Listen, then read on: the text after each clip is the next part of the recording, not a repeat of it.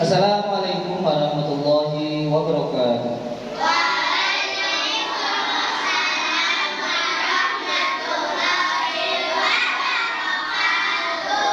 Selamat pagi anak-anak. Ini yang tidak masuk siapa? Masuk semua ya? Ya, masuk semua. Sebelum kita mulai pembelajaran hari ini, kita berdoa dipimpin sama Hafiz. Ayo Hafiz.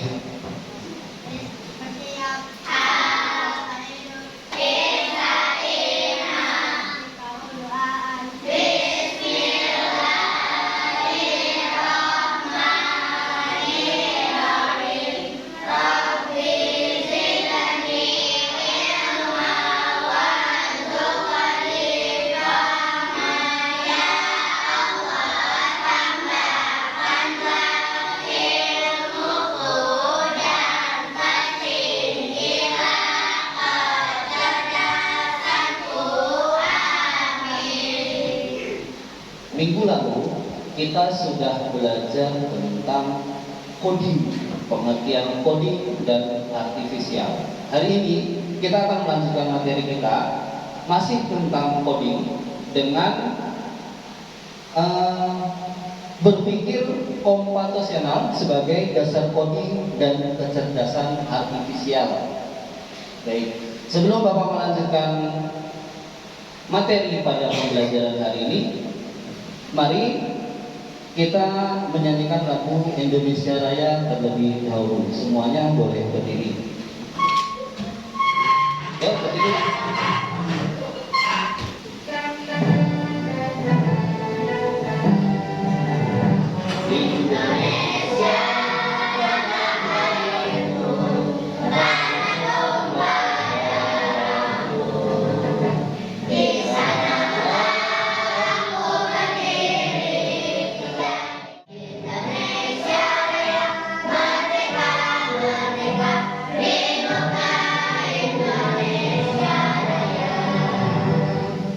Terima kasih. Silakan duduk kembali.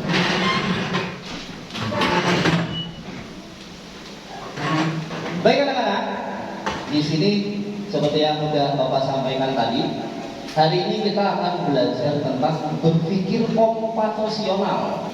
Tujuan pembelajaran kali ini adalah yang pertama, peserta didik dapat menjelaskan pengertian berpikir komputasional dengan bahasa sendiri atau dengan cara kalian menerjemahkan apa sih komputasional itu sesuai dengan bahasa kalian masing-masing. Yang kedua, peserta didik dapat mengidentifikasi langkah-langkah dekomposisi dan pengenalan pola untuk pemecahan masalah. Nanti seperti dalam poin kedua ini nanti kita bahas secara keseluruhan.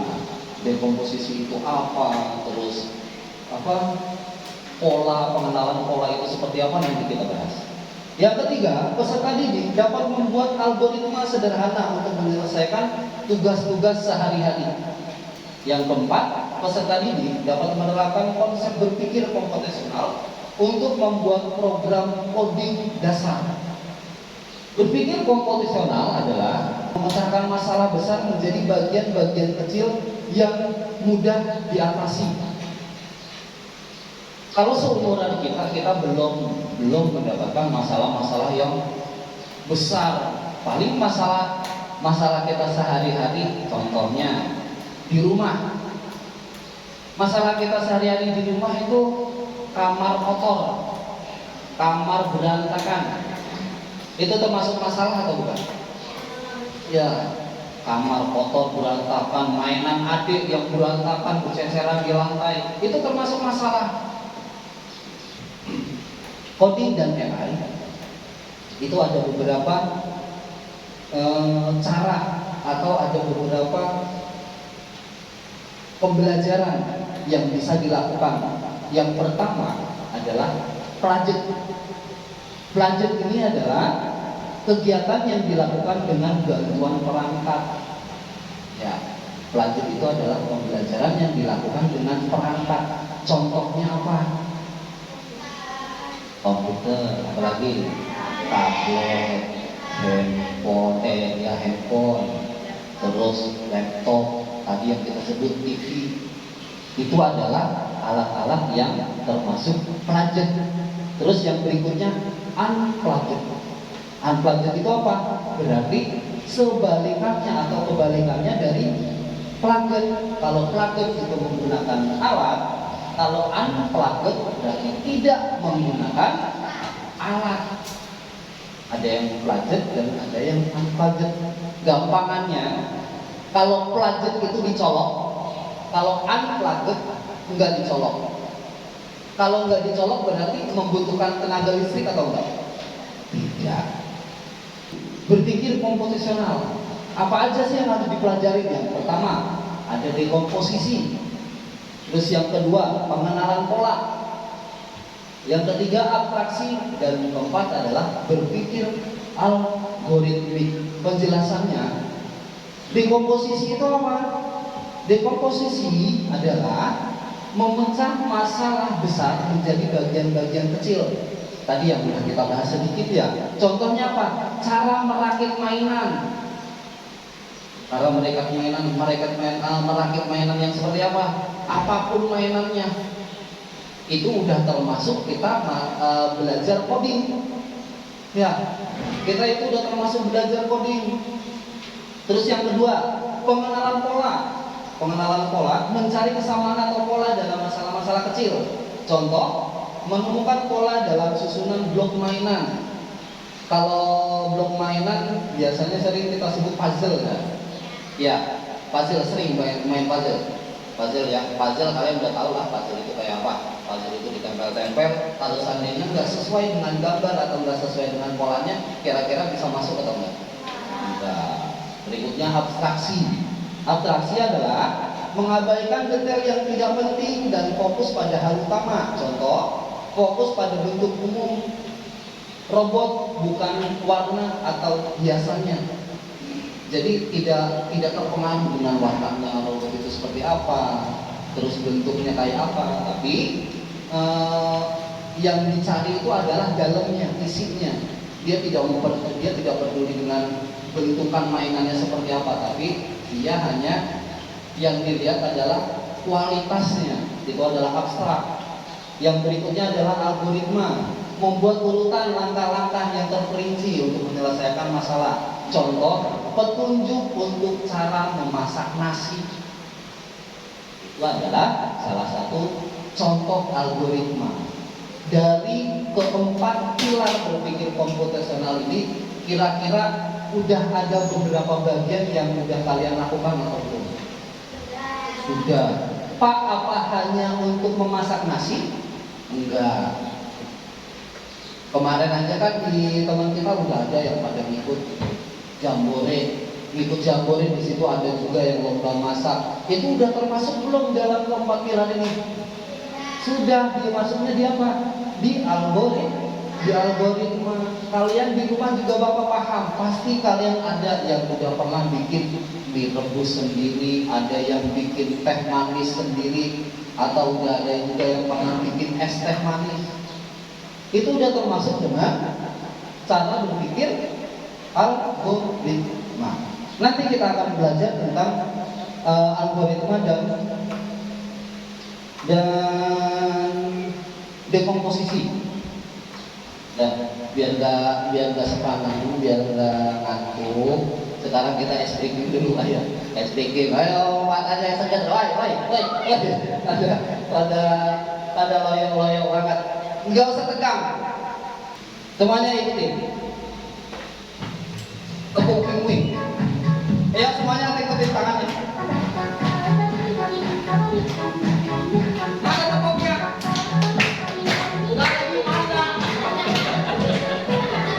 Astagfirullahaladzim. Sorry. Kirain Bapak udah ada di situ. Yuk, satu, dua, tiga.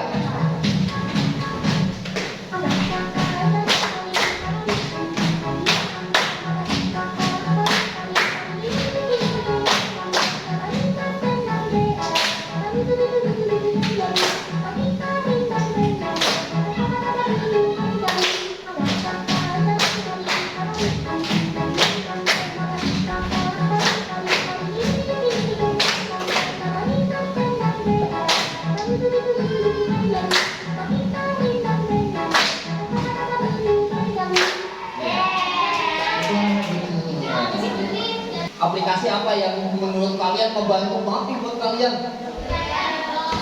Hah? Cici. Cici. Lah ada yang Cici. Bagus itu Cici.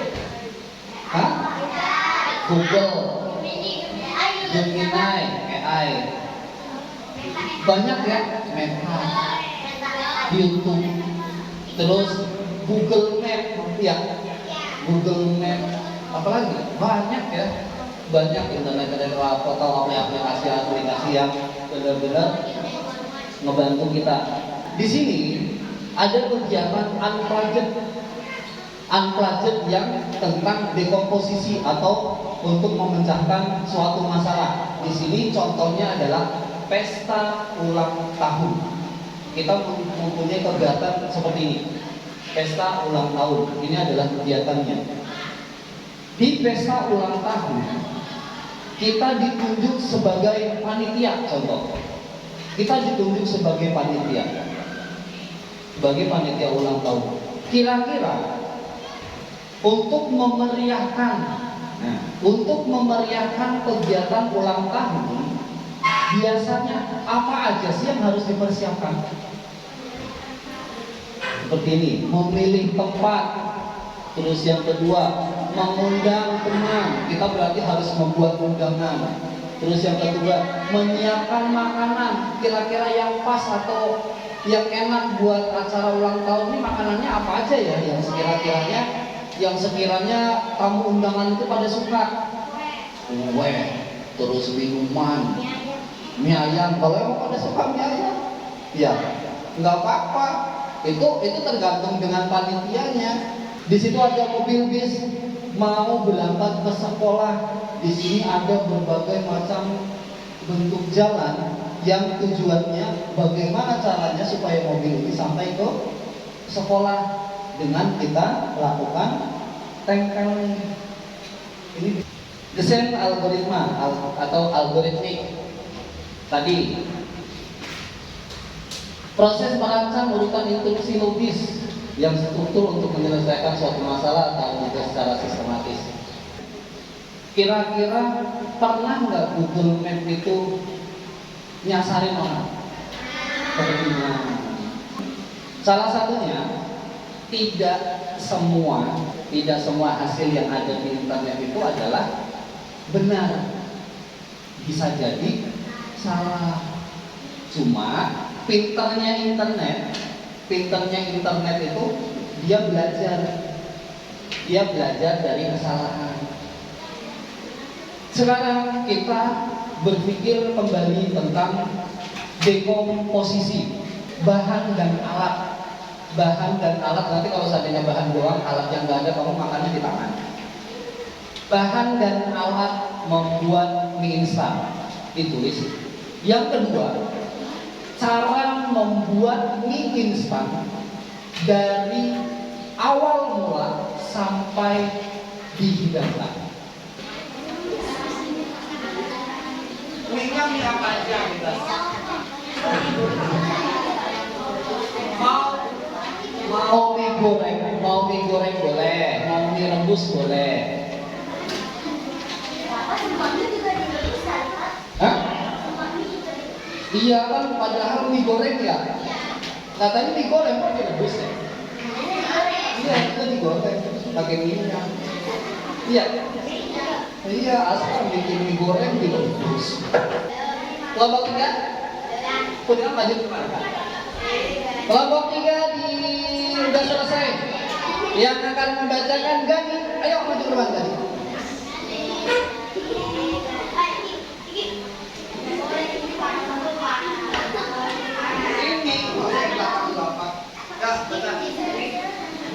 Membuat mie rebus, bahan dan alat untuk membuat mie instan. Cara membuat mie instan, bahan dan alat untuk membuat mie, telur dan sosis, mie dan bahannya, bumbu, wadah untuk menaruh mie, kompor yang dinyalakan untuk mie instan, serta air dalam panci. Saringan. Cara membuat mie, masukkan mie ke dalam air bersih, garpu dan sendok untuk mengaduk mie dan mengaduk mie. kompor, mangkok, estetik, mangkok, kemudian topping yang ini dimasukkan ke dalam panci, memasukkan mie yang sudah matang ke dalam mangkok,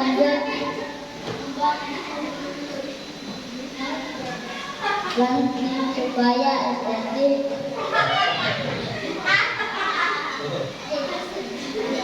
Maaf, kompornya lupa dimatiin.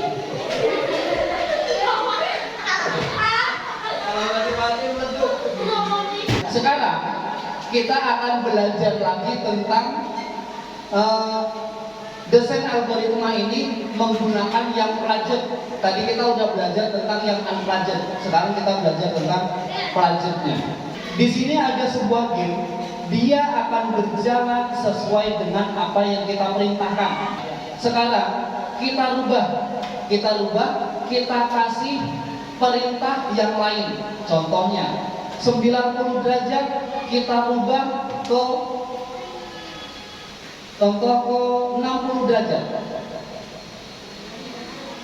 Kira-kira dia bisa jalan ke arahnya kemana?